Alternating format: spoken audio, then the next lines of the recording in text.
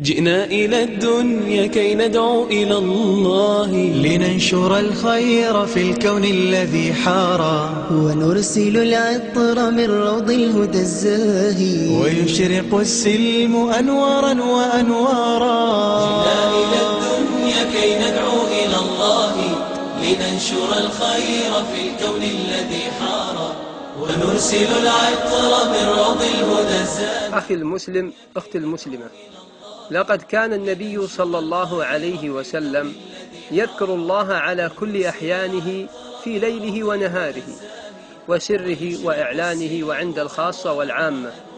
وكان يذكر الله إذا أوى إلى فراشه، أو أراد جماع أهله، أو أراد دخول الخلاء، أو بعد الخروج منه، أو عند الوضوء، أو بعده، أو بعد الصلاة، أو عند المطر، أو عند هبوب الريح، أو عند لبس الثوب، أو عند الدخول إلى المسجد أو الخروج منه، وغير ذلك من أحواله صلى الله عليه وسلم.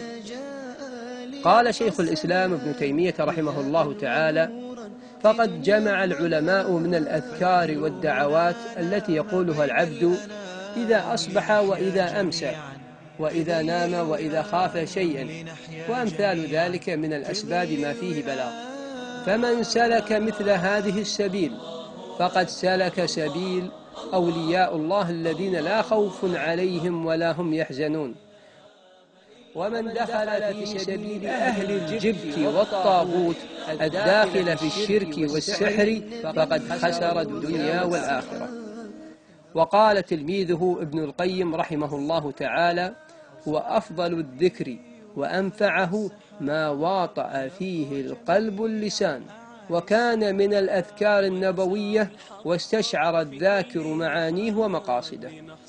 وقد سئل الحافظ أبو عمرو بن الصلاح رحمه الله عن القدر الذي يصير به المسلم من الذاكرين الله كثيرا والذاكرات، فقال رحمه الله: إذا واظب على الأذكار المأثورة المثبتة صباحا ومساء في الأوقات والأحوال المختلفة ليلا ونهارا، وهي مبينة في كتاب عمل اليوم والليلة، كان من الذاكرين الله كثيرا والذاكرات.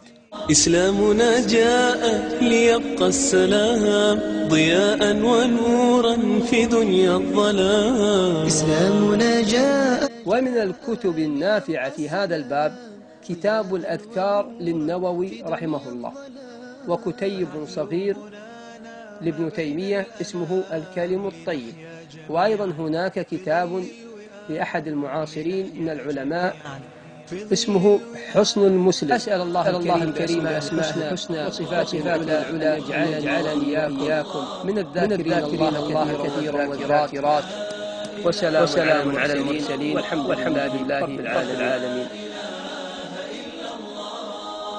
أوصانا النبي وخير الصحاب أن نرقى جميعا أعالي السحاب. أوصانا النبي وخير الصحاب أن نرقى جميعا